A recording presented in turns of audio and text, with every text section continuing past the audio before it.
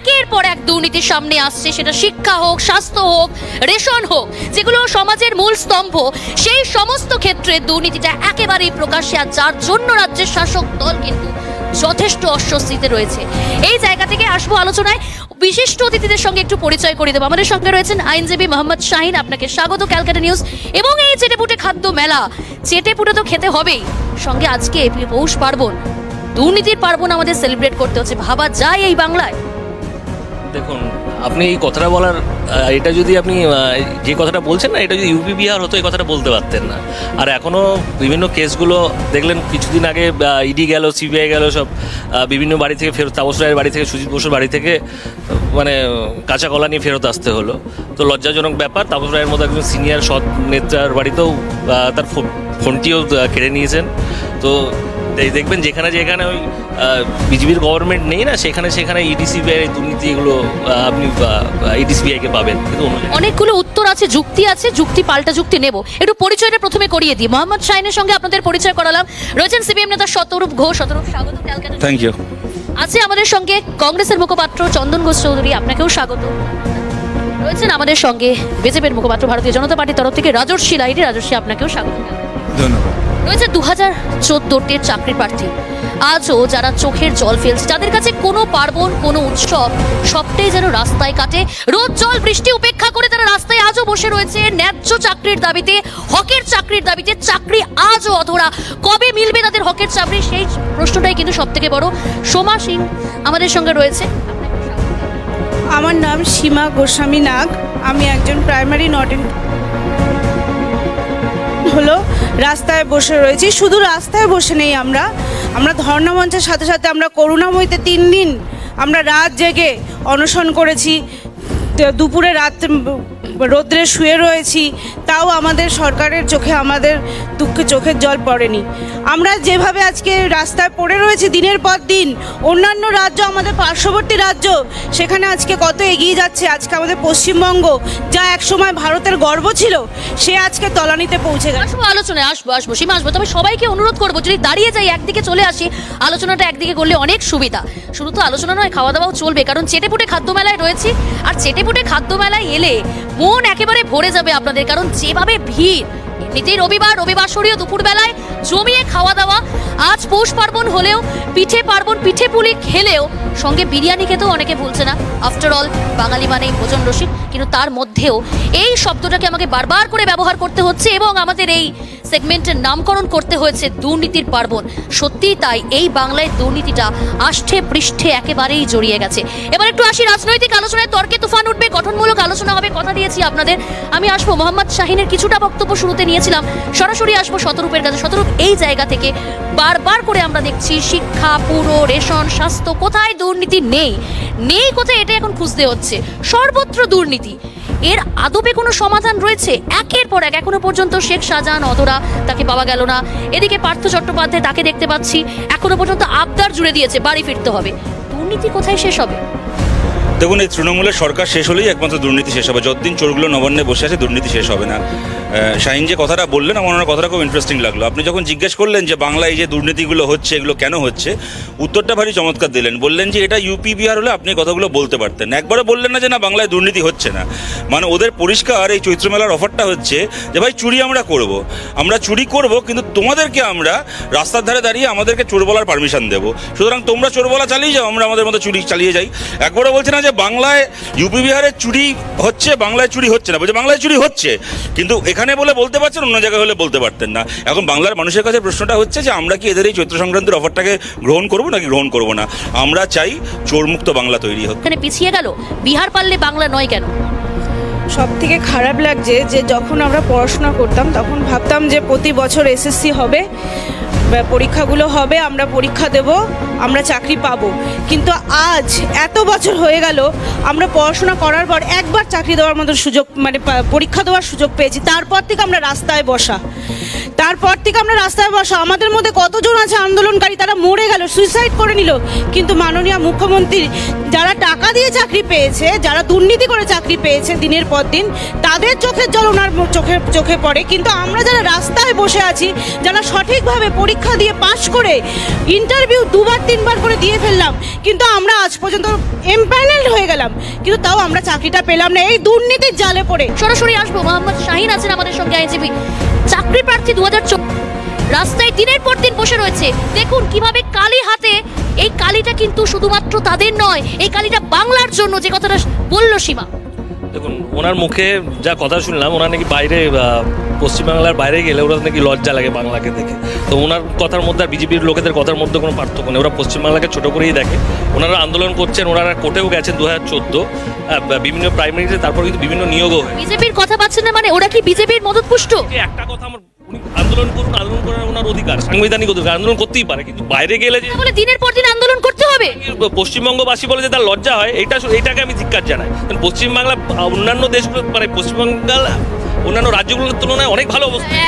একেবারে। আচ্ছা আপনি বলুন লজ্জা হয় কি না? আপনার লজ্জা হয়? আমি আসবো। আমার গর্ব হয়, আমি পশ্চিমবঙ্গবাসী, আমার গর্ব হয়। এত দুর্নীতির পরেও করবেন না, ইন্টারাপ্ট করছেন কেন মাঝে? আপনাদের প্রভুদের ব্যাপারে আজে বাজে বলা হচ্ছে বলে হচ্ছে, অসুবিধা হচ্ছে। বলুন, আপনি বলুন। না বিজেপির হয়ে বলতে হবে, বলুন। তাহলে বলতে দিন, মাঝখানে ইন্টারাপ্ট করবেন না। তো আজকে এখানে দেখুন, যখন কেন্দ্রীয় সরকার আসলো, তখন বললো নাকি পেট্রোল দেবে 35 টাকায়, চাল দেবে, গম দেবে। আপনারা বলছে এত দুর্নীতির কথা। তো আজকে পেট্রোলের দাম 106 টাকা, সমস্ত জিনিসপত্রের দাম বেড়েছে। আজ 15 লক্ষ টাকা নেই প্রত্যেকটা অ্যাকাউন্টে দিচ্ছিল, কোনো কিছু নেই। তার ব্যাপারে দিদিদের কোনো হয় না। তারা দিদিরা গেছেন কোর্টের মাধ্যমে, একটা কোর্টের কোনো কাজে কিন্তু হস্তক্ষেপ মাঝপথে করা যায় না, তাদের একটা সমাধান সূত্র করার ব্যবস্থা চলছে। তো সেইখানে তারা যদি বিজেপির মুখপাত্রের মতো কথা বলেন, কিংবা বিজেপি স্পন্সরদের যেরকম দালালের মতো কথাবার্তা বলেন, তাহলে তো হবে না। আপনি ভুল করছেন। এখানে বিজেপি কোনো স্পন্সর নয়, এখানে একেবারে নিরপেক্ষ কথা তুলে ধরছি। সামনেই রয়েছে 2014 চাকরি প্রার্থী চোখের জলের 500 দিন, একেবারে ব্যানার রয়েছে তারপরেও যদি বলেন আজকে আমাদের সেলিব্রেট করতে হচ্ছে দুর্নীতির পার্বণ। আমি সরাসরি আসবো শতরূপ এই জায়গা থেকে, তারপর আসবো রাজস্বিতা চন্দনদা। দুর্নীতি হয়নি বাংলায় থেকে, সত্যি খুব গর্ব হয়। সত্যি তো এই বাংলায় যারা থাকি, গর্ব তো আমাদের অবশ্যই। বাংলায় মুনি ঋষিরা যেমন এখানে রয়েছেন, এখানে তারা জন্মগ্রহণ করেছেন, অনেক ভালো ভালো কাজ হয়েছে, কিন্তু তার পাশে এই বর্তমান যে প্রেক্ষাপট, সেদিকে কি লজ্জা হবে না?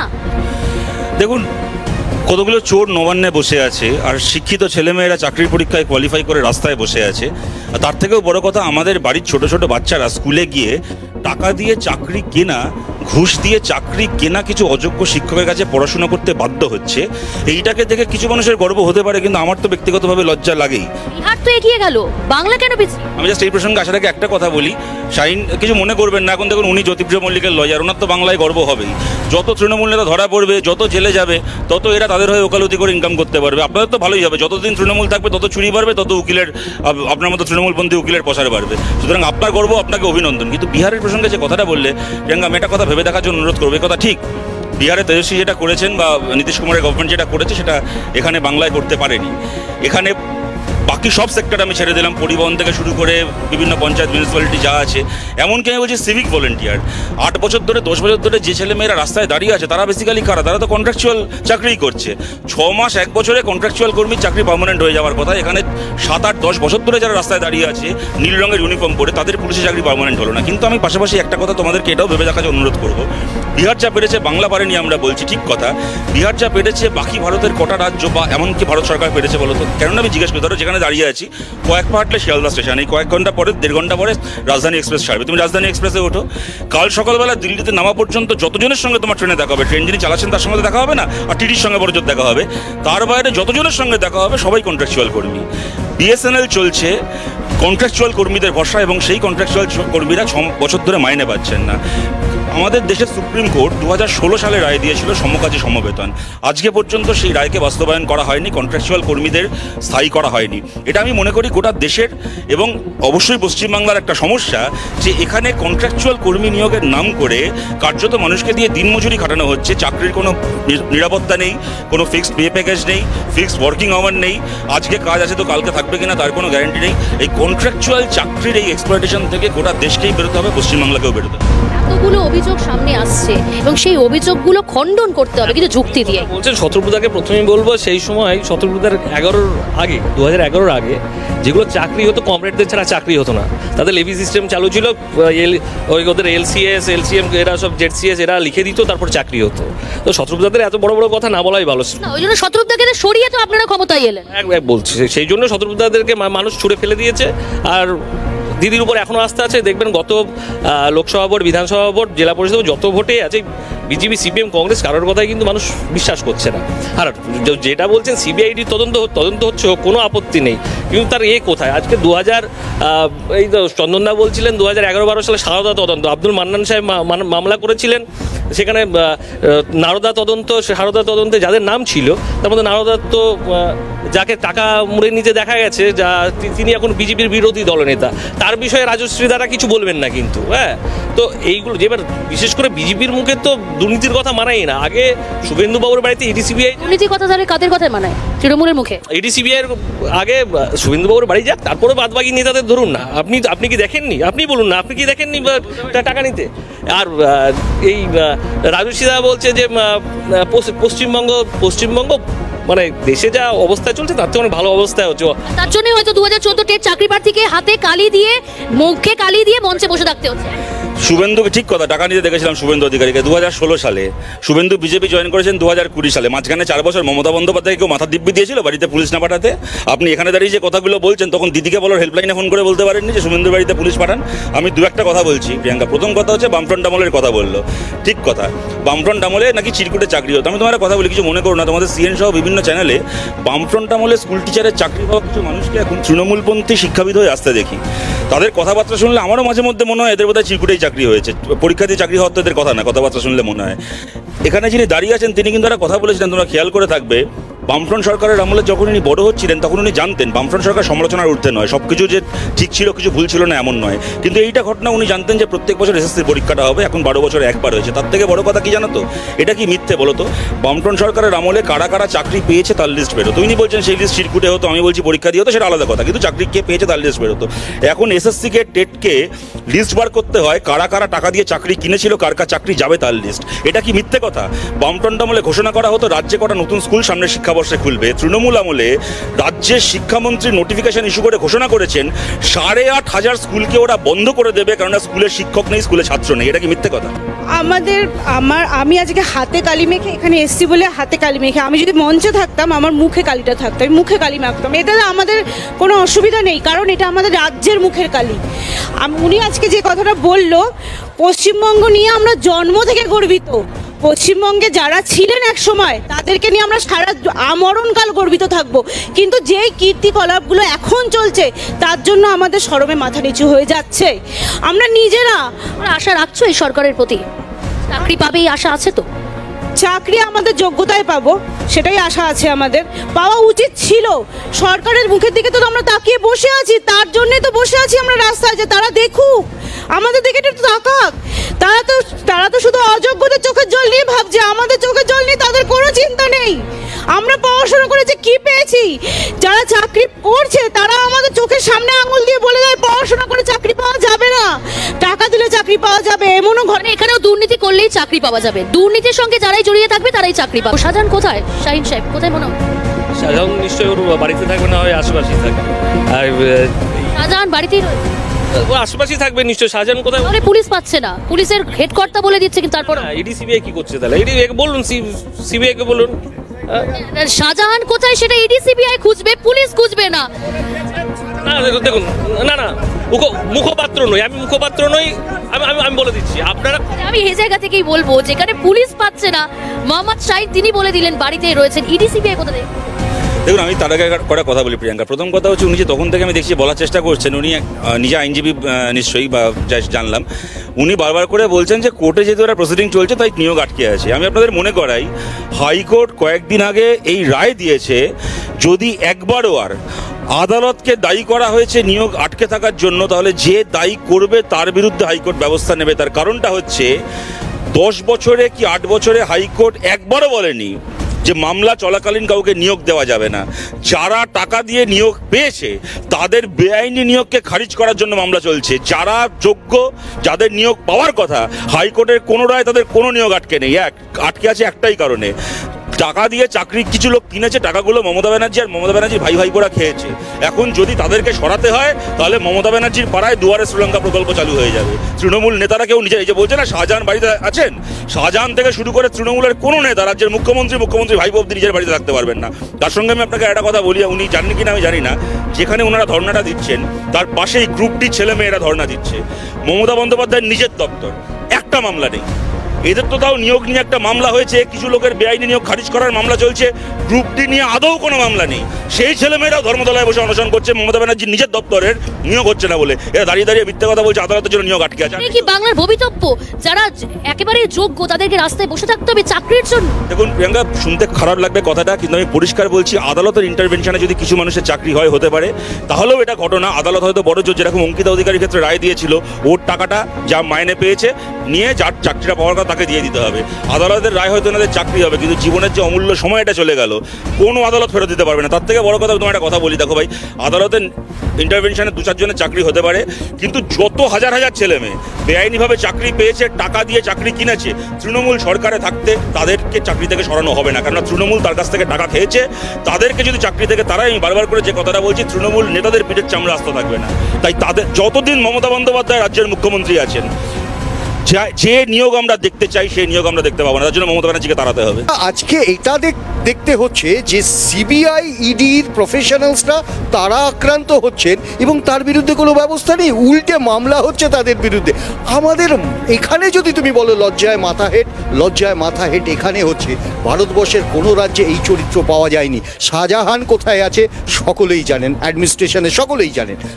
তারপরেও কেন ধরা হচ্ছে? ইডি সিবিআই এত সুনাম শুনছি, বা ইডি সিবিআই আর পিএমএলএ অ্যাক্ট যাদের সময় তৈরি, কংগ্রেসের সময়, আর তারপরে সেই সময় সুপ্রিম কোর্টে মামলা হয়েছিল, তখন বলা হয়েছিল ইডি সিবিআই কেন্দ্র সরকারের তোতা পাখি।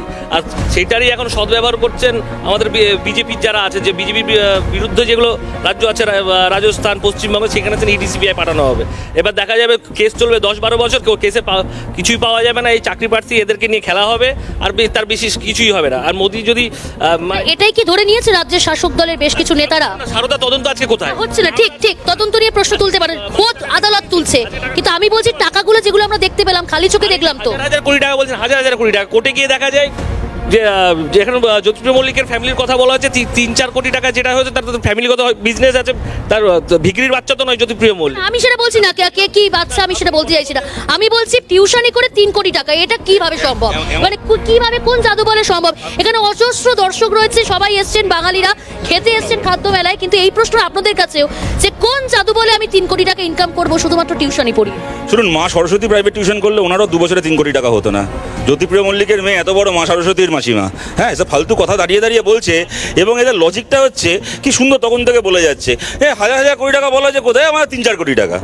মানে কারণ এত টাকা চুরি করি না আমরা, ওইটুকু চুরি করি, যেটা ইগনোর করা যায়। ভাই আমি দেখো একটা কথা তোমাদের বলি, সিবিআই নিয়ে বললেন, কংগ্রেস আমলে বলা হয়েছিল, কোর্ট বলছিল, কোনো বিরোধী বলেনি। ইনফ্যাক্ট আরও সত্যি কথা, এটা কংগ্রেস আমলে কোর্ট বলেছিল সিবিআই হচ্ছে খাঁচায় বন্ধ তোতাপাখি। আবার এটাও ঘটনা, রাজ্যে যে কোনদিন বামফ্রন্ট সরকার ছিল, মমতা বন্দ্যোপাধ্যায়ের মাথায় উকুন হলেও উনি তার বিরুদ্ধে সিবিআই তদন্ত চাইতেন। তখন খেয়াল ছিল না এই ভালো ভালো কথাগুলো, এখন মনে হয় যে সিবিআই ইডি খারাপ। আরে ভাই, একটা তদন্ত, কয়লা হোক, বালি হোক, গরু হোক, আর এই চাকরি হোক, একটা তদন্ত প্রথম দিন থেকে সিবিআইকে ইডি করছে না। মমতা বন্দ্যোপাধ্যায় 7 বছর 8 বছর সুযোগ পেয়েছিলেন তদন্তগুলো করার। উনি যদি 7 বছরে 8 বছরে তদন্তগুলো করতেন, তাহলে কোথাও ইডি কোথাও সিবিআই আসতো না। আপনাকে কেউ বারণ করেছে তদন্ত করতে? করেননি কেন? টাকাটা আপনি খাচ্ছেন বলে তো, আপনার ভাই ভাইপো খাচ্ছে বলে তো। দ্বিতীয় কথা আমি বলছি, আচ্ছা আমি ধরে নিচ্ছি যে তদন্তগুলো এতদিন কেন চলছে, এই নিয়ে সমালোচনা আমাদেরও আছে, কিন্তু বলো তো, রাজীব বন্দ্যোপাধ্যায় টাকা নিয়ে বনসহায়ক পদে নিয়োগ করেছে, মমতা বন্দ্যোপাধ্যায় বলেছিলেন 2021 সালের 2রা এপ্রিল। আজকে 2024 সালের জানুয়ারি মাসে আমরা দাঁড়িয়ে আছি, প্রায় 2 বছর হতে চললো। মমতা বন্দ্যোপাধ্যায় বলেছিলেন আমার কাছে যাবতীয় প্রমাণ আছে, ভোট হয়ে গেছে, ঘোষণা হয়ে গেছে, ভোটের পরে জিতে এসে আমি ওর ব্যবস্থা করব। 2 বছর ধরে রাজীব বন্দ্যোপাধ্যায়ের বিরুদ্ধে যাবতীয় প্রমাণ হাতে নিয়ে যে মমতা বন্দ্যোপাধ্যায় বসে আছেন, 2 বছরে তদন্ত শেষ হচ্ছে না। এর দায়টা কে নেবে? ইডি নেবে, সিবিআই নেবে, নাকি মমতা বন্দ্যোপাধ্যায়কে নিতে হবে? আর শাহজাহানের প্রসঙ্গে দেখো, আমি শেষ একটা কথা বলছি, তোমাদের মনে থাকবে রাজীব কুমারের ক্ষেত্রে এক জিনিস হয়েছিল, সিবিআই গেছিল, মার খেয়ে ফিরেছিল, কদিন রাজীব কুমারকে খুঁজে পাওয়া গেল, তারপরে যখন কেসটা ঠান্ডা হয়ে গেল, রাজীব কুমার টুক করে একটা কোর্ট থেকে গিয়ে একটা বেল নিয়ে, একটা হচ্ছে ইমিউনিটি নিয়ে, আমায় গ্রেপ্তার করা যাবে না অর্ডার নিয়ে চলে এলো। শাহজাহানের ক্ষেত্রে পরিষ্কার বলছি, আমরা চাই না ও পুলিশের হাতে পড়ুক, আমরা চাই তার আগেও ইডির হেফাজতে যাক। তার একটা মাত্র কারণ হচ্ছে এদিকেও তো তাহলে কড়াকড়ি হতে হবে, করতে হবে, এবং সেটা নিয়ে 100 বার আমাদের প্রশ্ন আছে। আমি কেন বলছি, আমি জাস্ট 30 সেকেন্ড নেব, এই কারণে বলছি, শাহজাহান আমরা পশ্চিমবাংলায় দেখেছি অনুব্রত মণ্ডলের তিহার যাওয়া আটকানোর জন্য কীরকমভাবে পুলিশকে দিয়ে একটা পাতি মামলা করিয়ে অনুব্রতর নামে অনুব্রতকে বীরভূমে রেখে দেওয়ার চেষ্টা হয়েছিল, প্রেসিডেন্সি জেলে রেখে দেওয়ার চেষ্টা হয়েছিল। আমরা দেখেছি মমতা বন্দ্যোপাধ্যায়ের পুলিশ, এখানে আনারুল না পাঠালে পুলিশ যায় না, মমতা বন্দ্যোপাধ্যায় বক্তব্যে গিয়ে ঘোষণা করেছিলেন। এই পুলিশ দুটো জিনিস হতে পারে, যদি ইডি ধরতে না পারে, 1.5 মাস 2 মাস 3 মাস পরে যখন ঘটনাটা ঠান্ডা হয়ে যাবে, তখন গিয়ে শাহজাহান টুক করে কোনোটা কোর্ট থেকে বেল নিয়ে চলে আসবে, অথবা পুলিশ ওকে ধরলো, ধরার নাম করে বারিক বিশ্বাসের ক্ষেত্রে যেরকম বসিরহাটে করেছিল, যেই জ্যোতিপ্রিয় অ্যারেস্ট হলো, গরু চুরির কেসে এবার বারিক বিশ্বাস ও গ্রেপ্তার হবে, জ্যোতিপ্রিয়র নামে আরও প্রমাণ পাওয়া যাবে, টুক করে সিআইডি বারিক বিশ্বাসকে তুলে নিল, যাতে জ্যোতিপ্রিয়র বিরুদ্ধে ইডির কাছে সিবিআই কাছে মুখ খুলতে না পারে। সেরকমভাবে শাহজাহানকে হেফাজতে নিয়ে এক ইডির কাছে যাওয়ার আটকে দেওয়া গেল। তার চেয়েও সাংঘাতিক, এখানে দাঁড়িয়ে আমি বলছি অন রেকর্ড, শাহজাহানকে এরা খুন করতে পারে, মমতা বন্দ্যোপাধ্যায়, তৃণমূল কংগ্রেস শাহজাহানকে খুন করতে পারে, জ্যোতিপ্রিয় মল্লিক এবং মমতা ব্যানার্জি, অভিষেক ব্যানার্জির কাছে কত টাকা গেছে সেটাকে আড়াল করার জন্য। তাই কোনো রকমভাবে যদি রাজ্য সরকারের হাতে পড়ে শাহজাহান, এই বিপদগুলো রয়েছে, তাই ইডিকে সিবিআইকে যেন তেন প্রকারে হোক শাহজাহানকে গ্রেপ্তার করতেই হবে। একের পর এক যে দুর্নীতি বাংলায় হয়েছে, আমার মনে হয় সীমাকে দেখতে পাচ্ছেন না মোহাম্মদ শাহিন, সীমার মতো আরো যারা দাঁড়িয়ে রয়েছেন মঞ্চে, এবং এই মঞ্চের বাদ দিয়ে আমরা দেখেছি ধর্মতলায় যেটা ধর্নাতলা হয়েছে, বিরোধীরা কটাক্ষ করে বলে এই বাংলায় এটাই বরং লজ্জার, এই বাংলায় এটা লজ্জার। এবং যেটা বলে আমাকে শেষ করতে হয় যে আজকে এই দিনে, এই বিশেষ দিনে এত সুন্দর একটা অ্যাম্বিয়েন্স, যেখানে সবাই আমরা চেটেপুটে খাদ্য মেলায় যেমন সুন্দর সুন্দর রকমারি খাবার খাচ্ছি, তেমনি রকমারি দুর্নীতিটা সকলের সামনে তুলে ধরলাম এবং সকলেই আমরা দেখে আসছি। তাই আজকের মতো আমাকে এখানে এই অনুষ্ঠান শেষ করতে হচ্ছে, দুর্নীতিমুক্ত বাংলা হবে, দুর্নীতিমুক্ত সরকার হবে, এবং যারা যোগ্য চাকরি প্রার্থী, যাদের হকের দাবিতে যারা দিনের পর দিন রাস্তায় বসে রয়েছে, চোখের জল ফেলছে, পরিবার পরিজন ছেড়ে, দয়া করে মাননীয়া তাদের চাকরির ব্যবস্থাটা করে দিন। আদালত কিন্তু কারোর চাকরি আটকে রাখেনি।